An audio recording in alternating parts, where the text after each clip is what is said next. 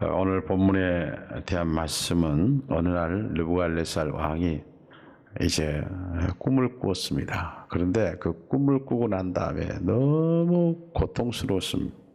그래서 잠을 이루지 못했어요. 여러분, 우리가 살아가면서 잠을 잘 잔다는 것은 하나님의 축복인 줄 믿습니다. 주석학자들은 이 느부갓네살 왕이 날마다 밤마다 그렇게 했을 것이라고 봅니다. 왜? 그렇게 계속 고통이 되니까 한 번 고통을 받고 말았으면 그런 생각은 없었겠죠. 그런데 밤마다 그냥 고통스러운 거예요. 그래서 이제 이 꿈을 해석할 수 있는 사람을 찾았어요. 그런데 그 나라의 술사들이나 박수 무당들이나 점술가들이나 점장이들이나 이런 사람들 전부 모았어요. 그래서 그들에게 말합니다. 너희들이 내가 꿈을 해석해라. 그런데 해석하지 않으면 너희들은 사형이다 라고 하는 말씀을 이 장에서 해주고 있어요. 근데 가만히 이 사람들이 모여가지고 보니까 무슨 꿈을 꿨는지 알아야죠. 아니 점장이라면서. 그리고 너희들은 박사들 아니야. 그러니까 내가 무슨 꿈을 꿨는지도 말해봐. 아무리 생각해봐도 그들은 말할 수가 없었어요. 그러니까 느부갓네살이 다 죽여라. 죽여버린 거예요. 그리고 난 다음에 다니엘이 딱 나타납니다. 다니엘이 나타나서 내가 그 꿈을 해석해 주마라고 말합니다. 누구에게 얘기하면 근위대장이라는 말씀이 여기 나오는데, 근위대장은 지금 같으면 대통령 경호실장처럼 왕을 옆에서 이렇게 경호하는 그런 사람에게 얘기하기를, 왜 왕이 그렇게 급하냐? 내가 왕에게 꿈을 해몽해 주겠다고 말하라. 그리고 난 다음에 이 다니엘이 어디로 가느냐 하면 이렇게 가요. 이에 다니엘이 자기 집으로 돌아가서 그 친구 하나야와 미사엘과 아사랴에게 그 일을 알리고 하늘에 계신 하나님이 이 은밀한 일에 대하여 불쌍히 여기사 다니엘과 친구들이 바벨론의 다른 지혜자들과 함께 죽임을 당하지 않게 하시기를 그들로 하여금 구하게 하니라 그랬어요. 다니엘은 지금까지 살면서 자기를 죽인다고 할지라도 기도했던 사람이 누구냐면 다니엘이에요. 그래서 사자굴 속에 들어가지 않아요? 그랬던 다니엘이 지금 이 해석을 하지 못하면 그들이 다 죽어갔단 말이에요. 그래서 자기도 하나님 앞에 기도할 때 하나님께서 이 문제를 해결해 줄 걸 믿었고, 그리고 기도의 중보 기도자를 찾아서 가는데 그 친구들이에요. 그리고 하나님 앞에 기도를 했는데 이제 어떤 일이 일어나냐면 대단히 놀라운 일이 벌어졌어요. 이렇게 말합니다.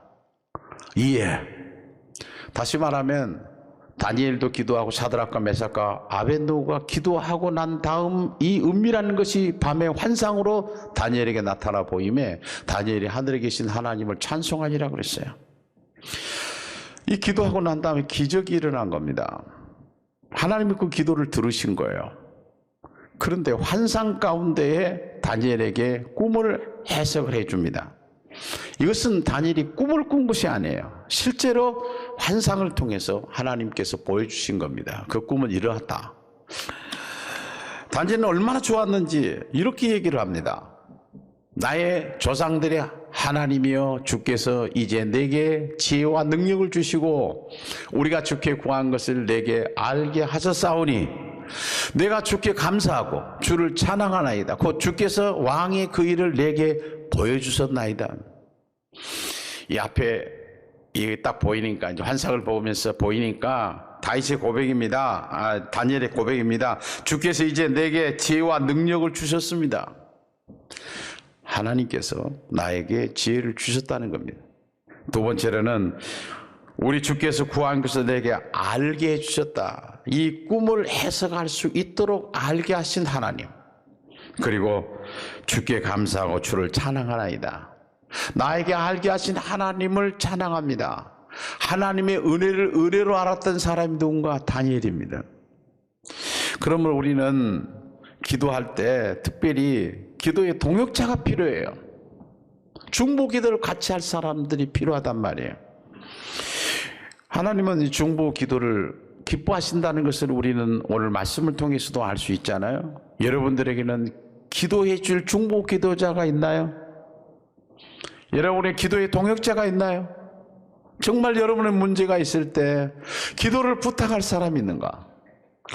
그리고 다니엘은 왕에게 꿈을 해석하기 전에 이제 하나님께 환상을 통해서 보여줬기 때문에 왕 앞으로 가는 거예요. 그때 이 말씀을 지금 하기 전에 이 느부갓네살 왕에게 뭘 먼저 얘기하느냐 하면 이렇게 말합니다. 오직 은밀한 것을 나타내실 이는 하늘에 계신 하나님이시라. 자, 지금부터 이제 이 다니엘이 말하면 이 느부갓네살 왕이 깜짝 놀랄 거예요. 그런데 내가 하는 얘기가 아닙니다. 이렇게 해석을 주신 분은 하나님이십니다. 하나님이 영광을 받아야 될 걸 자기가 가로채지 않았어요. 그리고 그 이야기를 이 느부갓네살한테 한 것은 뭔가 하면 이 계기를 통해서 하나님이 어떤 분인가 하는 것을 느부갓네살 왕에게 소개하고 있는 거예요. 그리고 이제 다니엘은 천천히 말을 하기 시작합니다. 이 말을 해석을 해주니까 이 느부갓네살은 깜짝 놀라는 거야. 자기의 꿈을 꾼 것과 똑같이 얘기를 하는 거라. 그러고 난 다음에 이 느부갓네살이 어떤 행동을 취하느냐 볼까요? 이에 느부갓네살 왕이 엎드려 다니엘에게 절하고 명하여 예물과 향품을 그에게 주게 하니라 그랬어요. 지금 이 다니엘은 포로입니다. 포로. 근데 느부갓네살 왕이 그 앞에 엎드려요. 그리고 그 앞에 절을 합니다. 이것은 생각할 수 없는 기적이 앞에 일어난 겁니다. 그리고 요즘 같으면 향품을 줬다는데 금은 보화를 이 다니엘에게 안겨준 거예요. 그것과 동시에 바벨론의 온 지방을 다스리게 하고, 그리고 또 바벨론은 모든 지혜자의 어른으로 삼았다. 그 나라의 포로가 그 나라의 어른이 된 것이에요.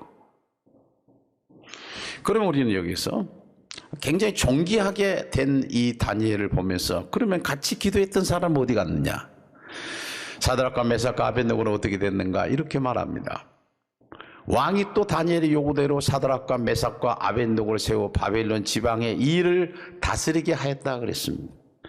기도해 준 사람이나 기도했던 이 다니엘이 같이 그 나라의 큰 인물로 그들이 우뚝 서게 됐다고 하는 사실이에요.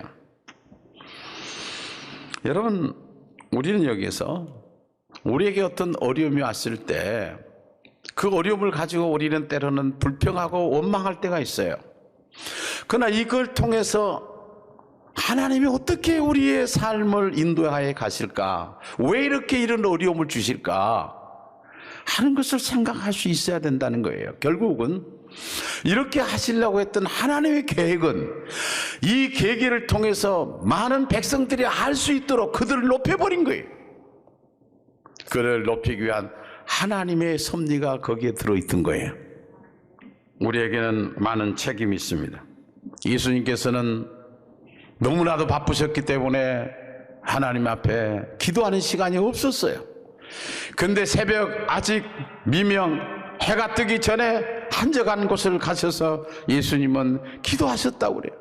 아침부터 밤늦게까지 사역을 하시고서 예수님께서 기도할 틈을 타서 하나님 앞에 간절하게 기도하셨어요. 그러므로 믿음의 사람은 기도하는 사람을 말합니다. 기도할 때 우리는 이론적으로 설명할 수 없는 기적의 역사들을 우리는 경험하게 되는 것입니다. 그러므로 기도하는 사람이 지혜로운 사람이고, 더 함께 기도할 수 있는 사람이 있다면 그는 더 지혜로운 사람이라고 볼 수 있는 것은, 기도의 동역자가 있다는 것은 얼마나 귀한 것이고 힘이 있는지 몰라요. 여러분, 요즘 누구를 위하여 어떤 기도를 하고 계시나요? 누구를 위해서 어떤 기도를 하고 계세요? 여러분은 자녀를 위해서 기도하고 있죠? 오늘 우리 청년들도 많이 나왔지만은 여러분은 부모를 위해서 기도하고 있나요? 가정을 놓고 기도하고 있나요? 하나님 우리에게 기도의 동역자에 대해서 말씀하고 있습니다. 다니엘은 세 명의 기도의 동역자로 통해서 그가 승리를 얻었음을 봅니다.